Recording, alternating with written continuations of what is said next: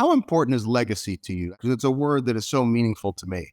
It's enormous. You asked me about my burn. I talked about my cousin, and I mentioned the fact that I want to live my life to its fullest potential. But the other part of my burn is that I want to find peace in financial freedom and independence, because I come from a very blue collar family that struggled. My parents did a really good job keeping it from me, but I later learned that life was really tough for my parents. My father is a mechanic for 40 years, never went to college. My mother worked a bunch of different jobs just to try to help make ends meet. And I want to have and create a life for myself and for my family that we don't have to experience that struggle.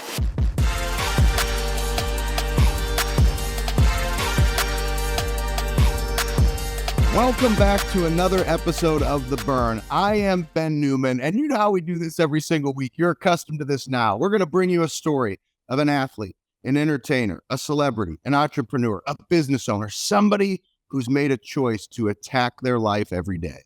By connecting to their burn, it's that underlying fire that ignites your why and your purpose that then causes you to be disciplined in your action on a daily basis. Today's guest is a very special guest for me. We actually met when I was speaking at Ed Milet's event to honor him, to honor my brother and his book, The Power of One More, when it hit the top of the charts. And Tom and I got to be out at this event. I got to speak at this event. And Tom, through another friend, we got to meet, we got to work out together. And I was so impressed with Tom for a couple of reasons that we're going to highlight today. But it's his longevity of success. You know, a lot of times people have short spurts of success, but Tom has been hammering away in his niche in the medical and biotech industry for 30 years, developing an unbelievable business for recruiting and really driving home a niche to make a difference one day at a time. All of his hard work, all of the building of the impact that he's had has led to tremendous success of teams, now being invited to be a speaker, now being invited to be a coach, now having the MSL podcast, over 250,000 listeners in 80 countries worldwide. And all of it is because of his commitment to show up one day at a time. So Tom Caravela, the founder of the Carolan Group, thank you so much, my brother. I appreciate you. It is so great to have you on The Burn. Ben, thank you. I am so grateful to be here. I am grateful, and I think everything happens for a reason. Our paths crossed in California at Ed's house for a reason, and I can tell you that I'm grateful for our relationship, having met you. And in the short period of time that I've known you, you've made me a better person. So believe me, it's a privilege for me to be here today. Well, thank you so much for those kind words. And I want to highlight you. I want them to hear what's made you successful. So to take on 30 years, pharmaceutical, biotech, in the medical industry, this is a tough industry. There's ups and downs, there's regulation, there's change. What was the burn for you when you go back to when you started your career? Where did that fire come from for you to say, I'm going to take the risk to build a business and to make an impact? Well, it wasn't one thing. I can tell you it was a number of things, but as you and I have talked about and how I've grown with you, one of the things is I want to live my life to its fullest potential. That's number one. So when I was a pharmaceutical sales rep out there banging on doors, starting my career and having success, by the way, was a great first step in my career. I knew that there was something else out there. I knew that I had to do something else. And to be honest, without giving the full story, 9/11 happened and it changed my life. My cousin Craig worked for Cantor Fitzgerald. You could imagine the story. 30 years old, his son was 3 months old at the time. Needless to say, on September 11th, he never came home. And my life fell apart. I was at the top of my game. I was doing really, really well. Everything was going great. And it just threw my whole life into a complete tailspin. And I had an opportunity at that time to take a chance. And that chance was to start my own business in the pharmaceutical industry as a recruiter. I honestly, Ben, I didn't even really know what I was doing at the time, but I had this opportunity, long story short, through a friend of a friend. And because my cousin's life was cut so short. At that point, I just knew that I needed to find a way to get to my full potential and never look back and just make him proud, make my family proud in just knowing that, okay, I'm doing this and I will not fail. There's no way that I'm going to fail at this. And I got to tell you, it wasn't easy, but we're talking 20 years after I started my business and I'm at the top of my game right now. Similar to how I embrace, the 6 extra years that my mother never had. I mean, there's all these extra years that you've gotten that he didn't get. And I know that's tough on the ears for people to listen to, but that's really the reality of the situation. And oftentimes that's where the burn comes from. It's that appreciation for every day. It's that more intentional focus on what every day means. So incredibly sorry for your loss. And I just want to share this as a side note for those that have not been to the memorial in New York. I mean, Tom, this hit me emotionally more than maybe anything in terms of, seeing what I saw. But you're going through, and I don't know if you've been, but there's the room that has all of the names of everybody that lost their lives. And it's a very eerie thing to see that everybody has a different birth date, but everybody's second date, the date of their death, is exactly the same. Yeah. And Tom, it was, I mean, it just stops you. I mean, it's giving me goosebumps right now. I mean, it literally just stopped because you don't see things like that. And, I always think to myself, why does it take, these tragedies of life for us to slow down, and then there's individuals like you and I who have intentionally said, no, we're going to remember this because this is going to change my life. And I think a lot of why you continue to show up and you're performing at your highest level is all these years later, you still have that mindset. Is there some truth to that? It not only is there truth, but it just puts so much into perspective for me that life is so short. Ben, when I started my business, I felt like I was like someone was chasing me. That's how I felt. And I actually still feel like that. I still feel like that. I'm 55 years old and I haven't even scratched the surface yet for what I want to do in my life. So again, wanting to live to my fullest potential, have no regrets, and also make a real impact on other people's lives, there's way too much to do. So when that happened, every once in a while, you'll experience loss or an adversity. And sometimes you hear that expression, don't sweat the small stuff. We all sweat the small stuff. That's what we do. But when you put it into perspective and see someone who loses a child, or if you lose a loved one and your life is changed forever, now all of a sudden you realize, okay, it's time for me to really start living, really start chasing my dreams, because we only have a certain amount of time on this earth. And we have to decide and choose every day, what are we going to do with it? It's so powerful to have that sort of focus and intentional mindset, which is something that I respect about your business. And I want to take this to a place that a lot of people don't talk about often, but I think it's very important. As entrepreneurs, sometimes people misunderstand when they hear people say, you need to have all these buckets of revenue, right? And so then they come up with 6 or 7 different business ideas or strategies because they're an entrepreneur. And one of the things I admire, 30 years of you doing this work. So the Carolan Group's an executive search firm for pharmaceutical and biotech industry. And so when you think about, okay, that's a niche. So you decided to hammer that niche. As a result of hammering that niche with aggressive patience, showing up with this mindset, you now have another bucket, which is because you're an expert in the area, you now have been honored with the opportunity to speak and train and coach others because you stayed in the niche. Another bucket was created. And then you have MSL Talk, your podcast, as I alluded to earlier, 250,000 listeners, 80 countries, another bucket that came from staying and being disciplined in your niche. And so I'd love for you to speak to the importance of aggressive patience, staying in your niche, believing in what you're doing every day, because you've created all these buckets as opposed to saying, hey, I'm going to go and have 7 different buckets of what I do, because that's what I read in a book, is that an entrepreneur has multiple streams of revenue. How important has it been for you to stay in that niche that then has resulted in all these other ancillary opportunities?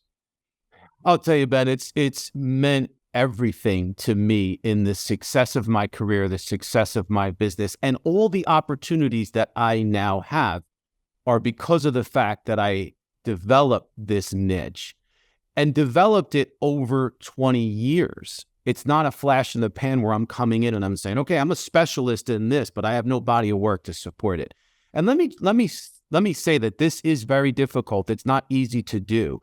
All of us as entrepreneurs, and I know me personally, I suffer from comparisonitis, which is a disease where you're always looking to see what everybody else is doing and what maybe you should be doing to get you to another level.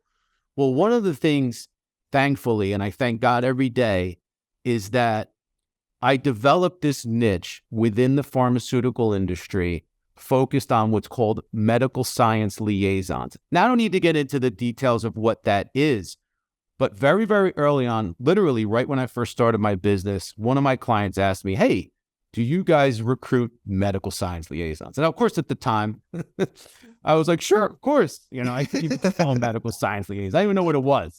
Like, yeah, MSLs. I'm like, yeah, MSLs, we do those. Well, anyway, got into that end of the recruiting business, saw a real opportunity. And over the course of that 20-year period, it was relationship after relationship. It was project after project. It was building up this level of experience and expertise intentionally so that the relationships, the clients, the body of work that I built, I was able to then translate into a podcast that focuses specifically on that niche, social media and marketing campaigns focus specifically on that niche. And now I'm doing training programs and speaking engagements focused on that niche, which has led to other things because of the podcast. People look at me as someone that's been inspirational for them. I've helped thousands of people get into the pharmaceutical industry in the job of their dreams. So with that comes a lot of loyalty and a fan base. So that's why there's over 250,000 listeners in 80 countries, is because there's tremendous value in my expertise in the niche. So I want to share that with entrepreneurs that are out there that think that they may need to be, jack of all trades, master of none kind of thing, and maybe put the thought in your head of what if you were to develop a super niche for what you do? Or what if you have a niche right now, but you're not promoting it the way you should? Really, when I hear you talk about this, it is the word uncommon, which of course I love that word, having, written the book Uncommon Leadership and highlighting all these leaders. But your story is an amazing story. I mean, if you listen to what Tom's sharing, that's uncommon. To lead in that sort of way, 30 years in the industry, 20 years with the Carolan Group, that's a long time to withstand challenge, adversity, and to believe like I'm going to stay in this niche. And then you hear all of the increased impact that's come from remaining in the niche. That's uncommon. You are an uncommon leader.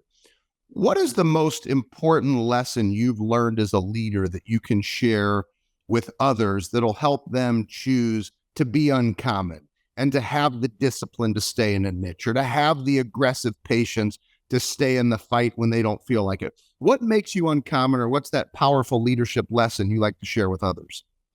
Well, number one is nothing is ever what it seems. We set out a plan and we have this idea in our mind of what it's going to look like or what it's going to be. And life, as it does, is going to throw curveballs at you. You're going to get adversity and curveballs and things we think it's one thing, but then we realize, well, maybe it's not. So you have to have the consistency and the habits to go out every single day and move the needle in some way. And Ben, I'm going to steal a line from you. It's standards over feelings. You have to set a very high standard for how you live, run your business and live your life, and how you're going to show up every day, because no matter what, the one thing I can guarantee you is that you're going to get a curveball.